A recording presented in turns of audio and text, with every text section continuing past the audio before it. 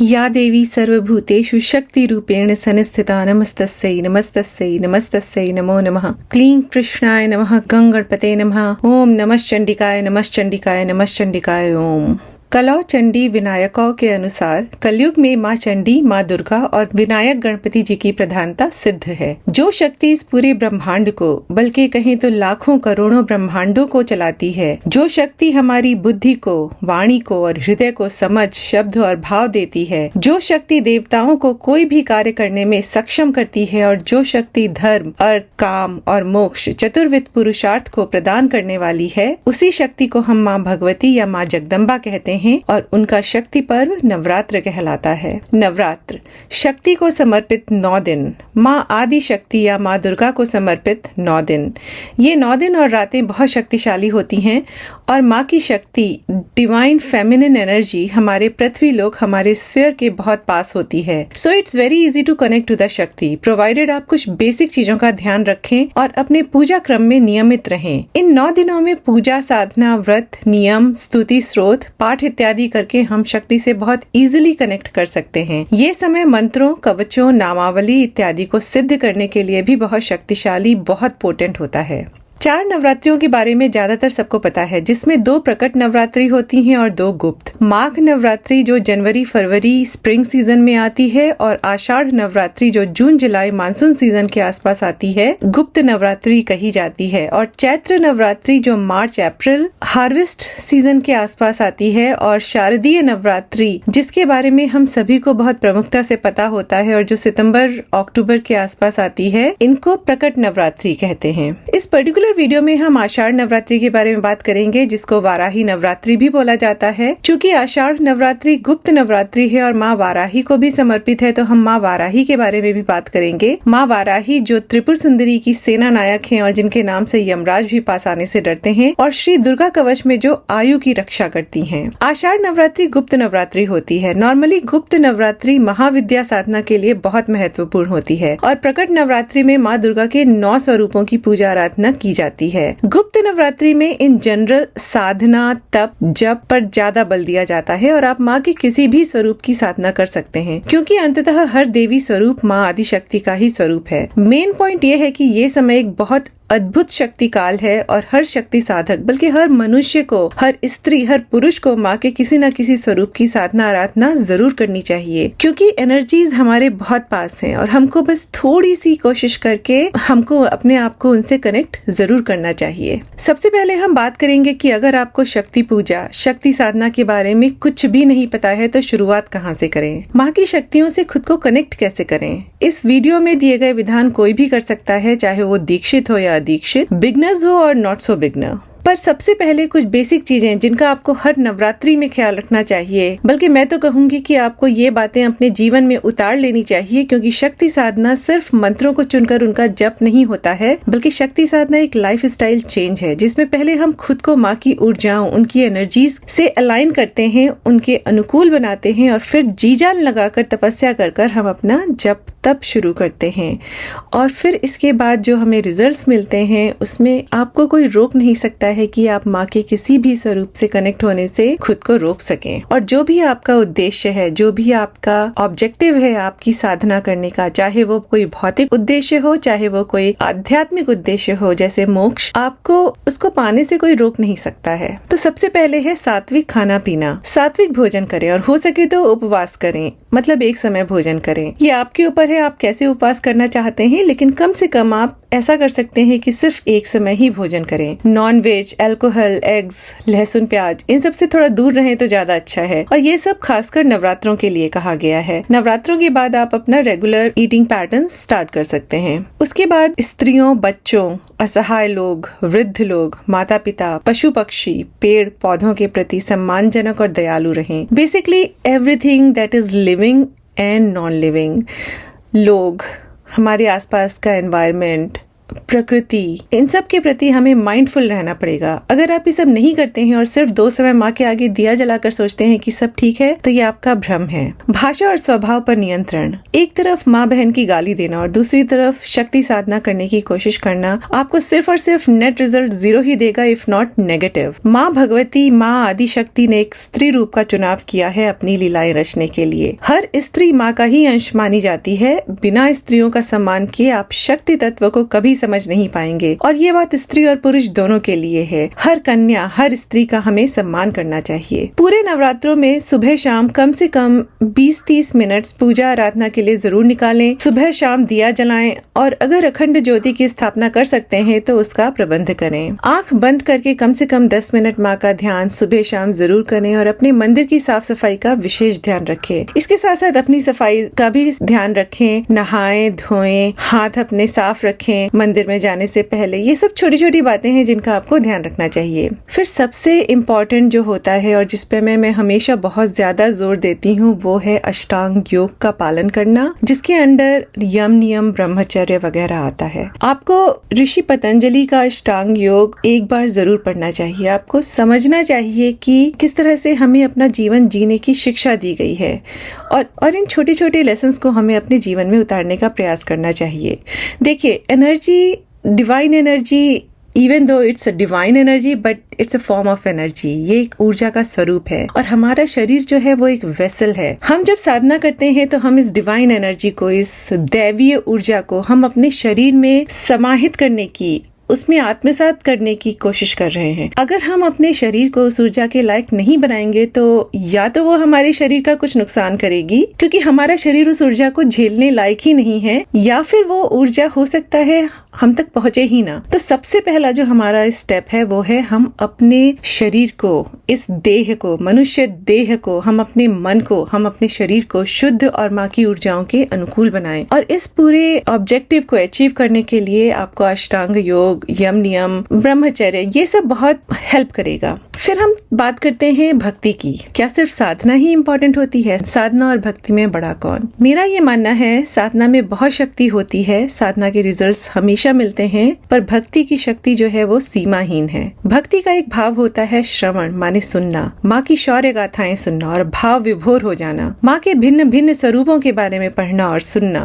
पढ़िए कि महाविद्या और नव दुर्गा में क्या भेद है। समझिए कि वृत्ति के अनुसार माँ महाकाली, माँ महालक्ष्मी और माँ महासरस्वती में क्या अंतर है। आखिरकार माँ महाकाली, माँ महालक्ष्मी और माँ महासरस्वती किसका अंश स्वरूप है। माँ भगवती के बारे में पढ़िए। जिन शक्तियों को आप आत्मसात करना चाहते हैं, जिनसे खुद को कनेक्ट करना चाहते हैं, उनके मूल स्वरूप को समझना बहुत जरूरी है। खुद से क्वेश्चंस करिए। 1-2 दिन बहुत कंफ्यूज रहिए, अपने दिमाग को बिल्कुल फ्यूज हो जाने दीजिए कि आखिरकार इतनी अलग अलग कहानियां और इतने अलग अलग स्वरूप क्यों है माँ के, और फिर डॉट्स को कनेक्ट करने की कोशिश करिए। Shakti Sadhana is the play of energies, pure, unfiltered energy, subtle forces and intensely powerful energies. One must approach sadhana with an understanding of these dynamics. Chances हैं कि अगर नवरात्रों में आप माँ के शरणागत होकर, माँ से विनती करके माँ के स्वरूप को समझने की और फिर उनसे कनेक्ट होने की कोशिश करेंगे तो सफलता बहुत जल्दी और पूरी तरह से मिलेगी।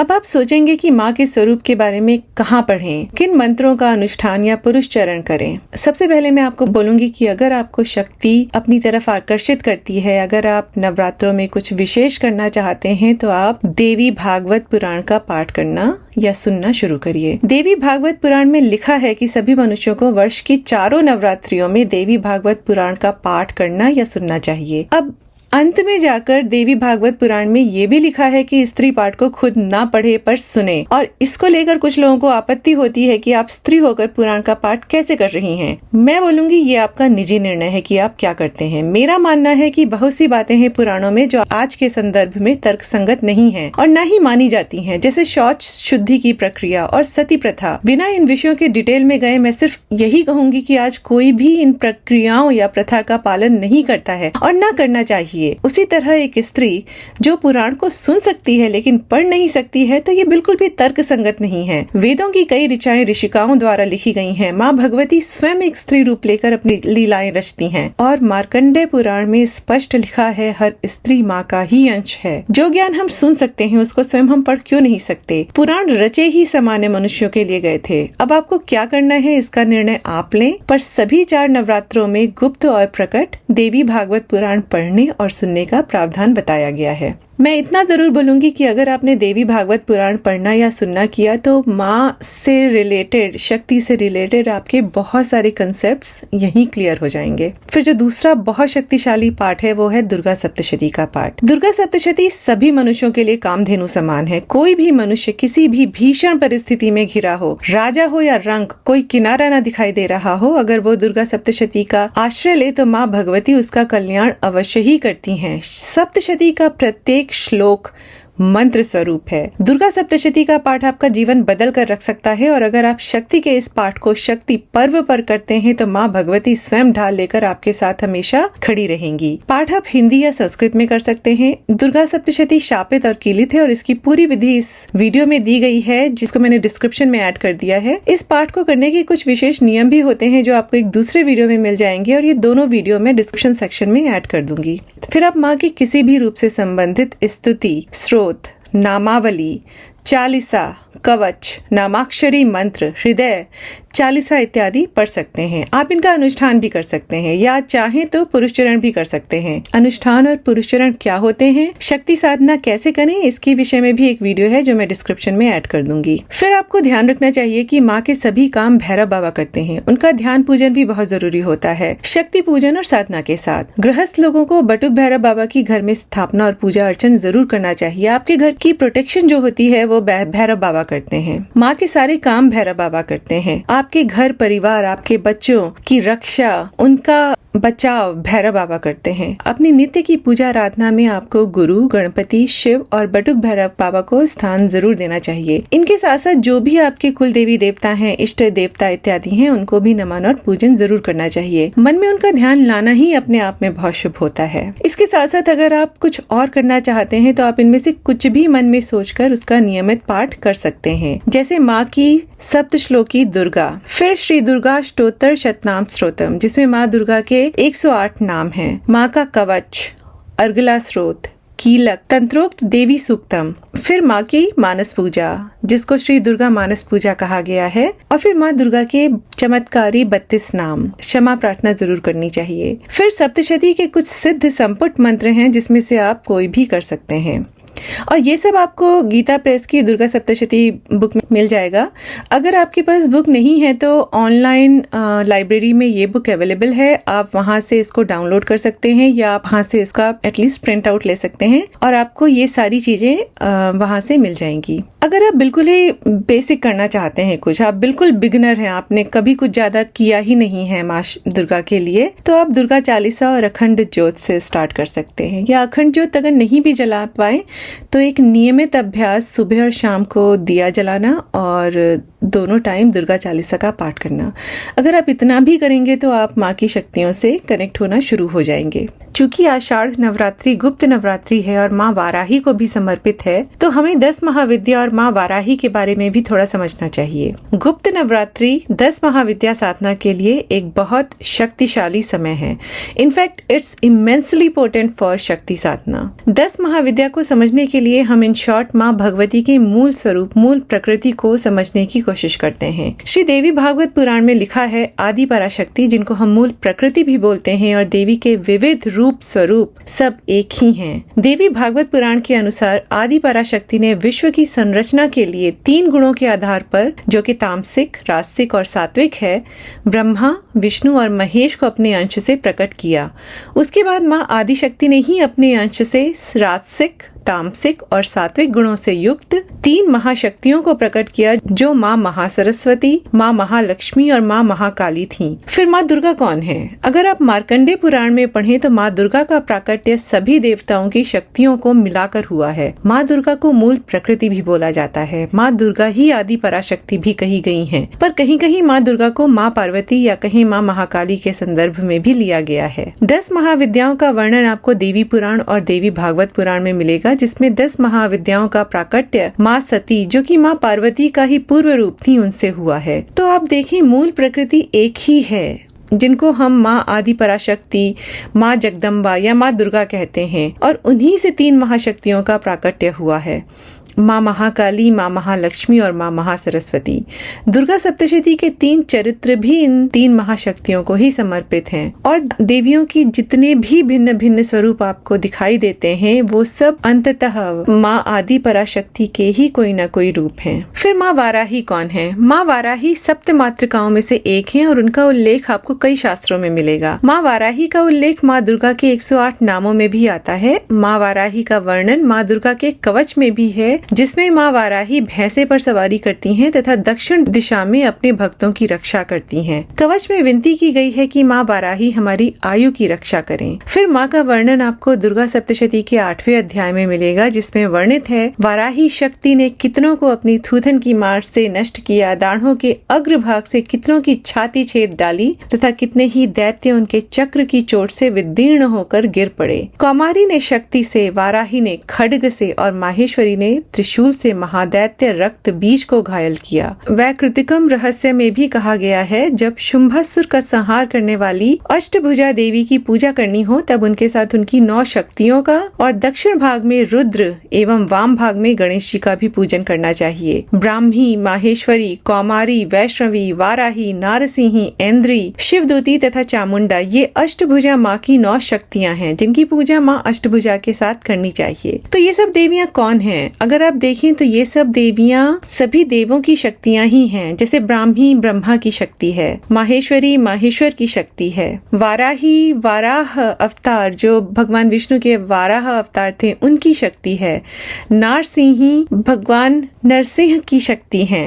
तो ये सब शक्तियाँ जो हैं, ये सब देवताओं की शक्तियाँ ही हैं। पर मूल बात होती है शक्ति के तत्व को समझने की, कि वो शक्ति किन चीजों को रिप्रेजेंट करती है, किन चीजों के लिए स्टैंड करती है। तो हम समझने की कोशिश करेंगे कि माँ वाराही का तत्व क्या है।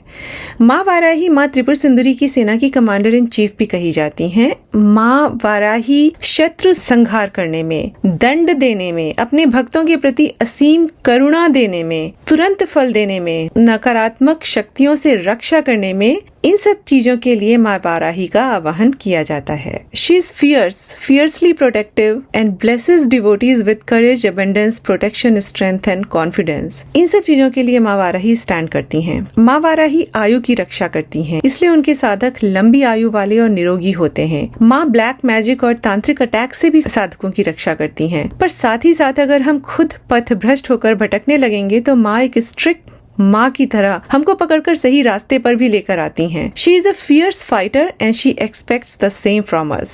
माँ वाराही के कुछ ध्यान मंत्रों का हिंदी अनुवाद इस तरह से है, इनको ध्यान से सुनिएगा, बिकॉज ध्यान मंत्र जो होते हैं वो देवता के स्वरूप के बारे में आपको बताते हैं।